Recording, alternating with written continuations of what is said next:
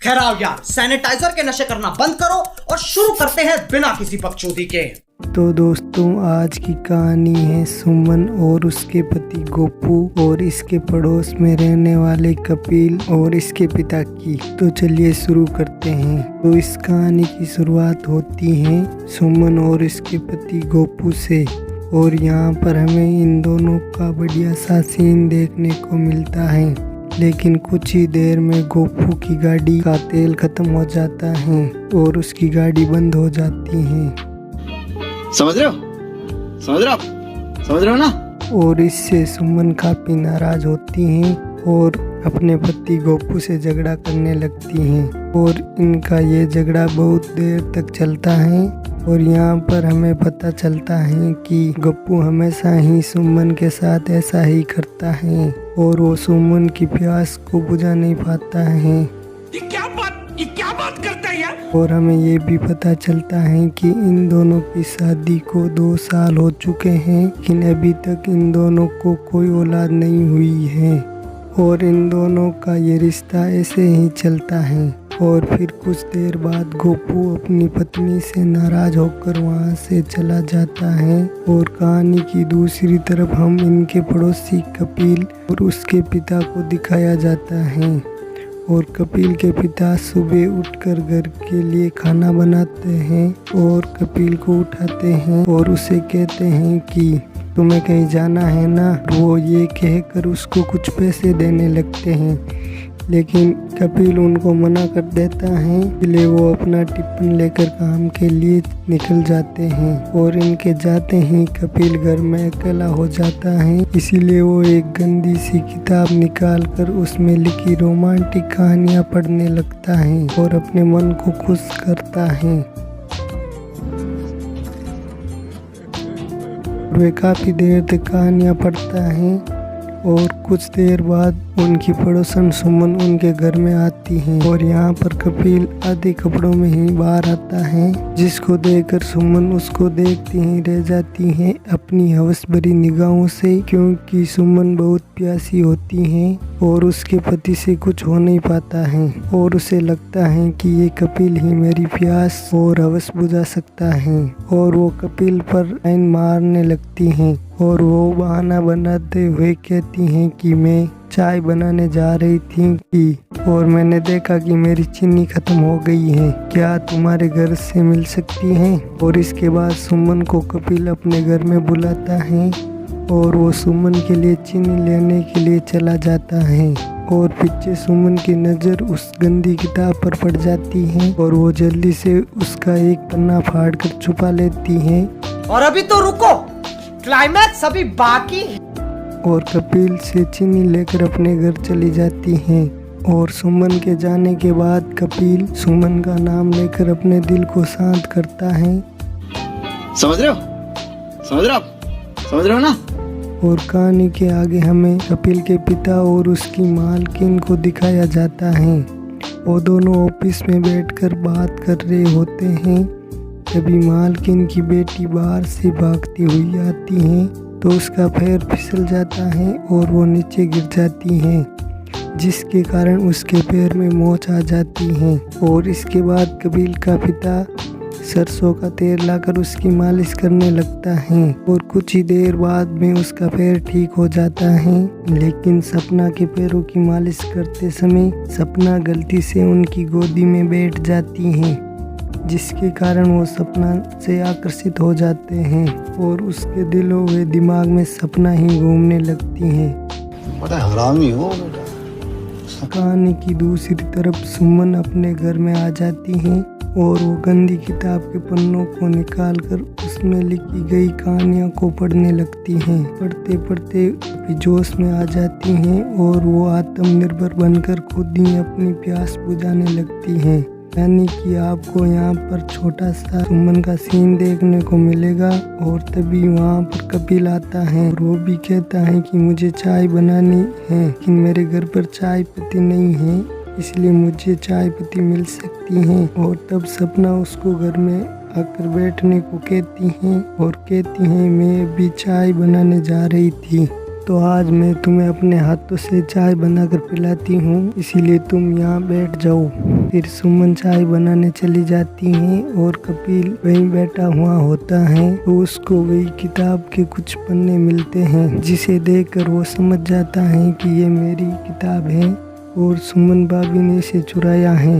इतने में वहाँ पर सुमन भाभी चाय लेकर आ जाती हैं और वे दोनों चाय पीने लगते हैं। तभी सुमन भाभी जानबूझकर कपिल पर चाय गिरा देती हैं। फिर तुरंत ही सुमन उसके लिए दवाई लाकर देती है और अपने हाथों से दवाई लगाती है और दवाई लगाते वक्त वो कपिल को छूने लगती हैं और उन दोनों में काफी करीबियां आ जाती हैं। और कहानी में आगे हमें इन दोनों का एक बढ़िया सा सीन देखने को मिलता है जो बहुत खतरनाक होता है। समझ रहे हो, समझ रहे हो आप, समझ रहे हो ना।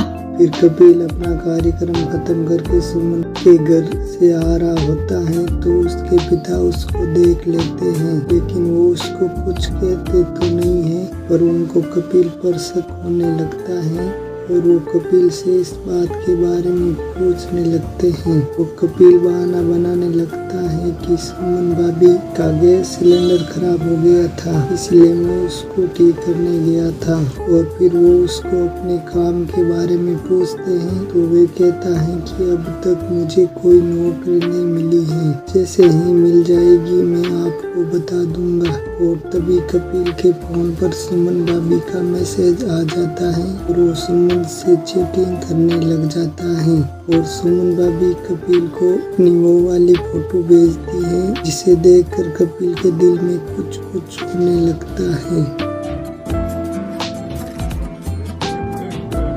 और फिर कुछ ही देर सुमन कपिल से मिलने की जिद करने लगती है तो कुछ ही देर बाद वो बहाना बनाते हुए कपिल के घर में पहुंच जाती है। एहे, रहा नहीं जाता, तड़प ही ऐसी है ना। और कपिल के पिता दरवाजा खोलते हैं तो सुमन बहाना बनाने लगती है कि मेरे पति अब तक काम से आए नहीं हैं, इसलिए तुम्हारा बेटा कपिल मेरी मदद कर सकता है इस रात में उनके ऑफिस तक जाने के लिए।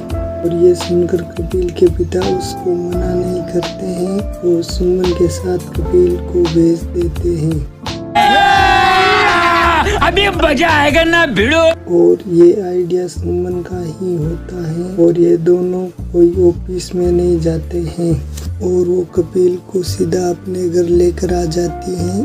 और घर में आते ही ये दोनों एक दूसरे पर टूट पड़ते हैं और अपनी अपनी प्यास बुझाते हैं।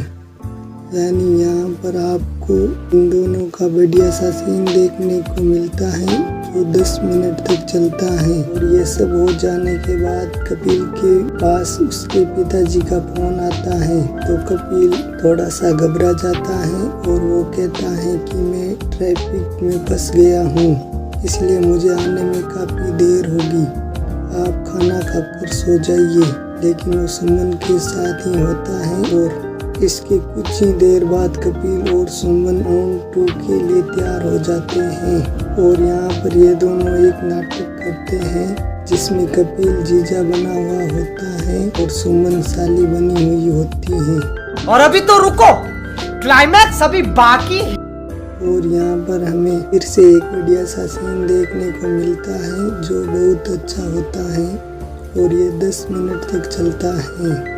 और इसके बाद कहानी के अगले दिन कपिल के पिता खाना बनाकर और कपिल को उठाकर अपनी नौकरी के लिए निकल जाते हैं। चलते चलते उन्हें सुमन का पति पप्पू मिल जाता है जो अपनी नाइट ड्यूटी से घर आ रहा होता है। और इनमें बातचीत करने पर कपिल के पिता को समझ आ जाता है कि कपिल और सुमन दोनों मिलकर मुझको पागल बना रहे हैं और इन दोनों का चक्कर चल रहा है। इस बात को सोचते हुए कपिल के पिता कपिल के लिए परेशान हो जाते हैं। और इसके बाद हम देखते हैं कि वो ऑफिस में बैठकर इस बात के बारे में सोचने लगते हैं। और तभी वहाँ पर उनकी मालकिन आ जाती हैं और उनसे पूछ लेती हैं। तब वो अपनी मालकिन को पूरी बात बता देते हैं कि मेरे बेटे का मेरी पड़ोसन के साथ चक्कर चल रहा है और मेरी समझ में नहीं आ रहा है कि मैं अब क्या करूं। ये सुनकर मालकिन कहती हैं कि तुम अपने साथ कपिल को भी यहाँ काम पर ले आओ और ये बात उन्हें भी अच्छी लगती है। वो सोचते हैं कि कपिल को अपने साथ काम पर लाना ठीक रहेगा। कहानी के आगे गोपू दवा खाकर सुमन के पास आता है और इन दोनों में प्यार भरी बातें होती हैं और आगे इन दोनों का बढ़िया सा सीन देखने को मिलता है। लेकिन कुछ ही देर बाद फिर एक बार गप्पू की गाड़ी फेल हो जाती है। समझ रहे हो, समझ रहे हो आप, समझ रहे हो ना। इसलिए सुमन उससे काफी नाराज हो जाती हैं और गुस्से से उठकर वहां से चली जाती हैं। और इसी के साथ इस कहानी का पार्ट 1 खत्म हो जाता है। और अब कहानी में आगे गप्पू अपनी मर्दानगी दिखाने के लिए क्या करेगा और उसको कपिल और सुमन के बारे में पता चलेगा या नहीं, सवालों का पता तो हमें कहानी के पार्ट 2 में ही पता चलेगा। और पार्ट 2 देखने के लिए इस वीडियो को लाइक कर दीजिए और चैनल को सब्सक्राइब कर दीजिए। धन्यवाद।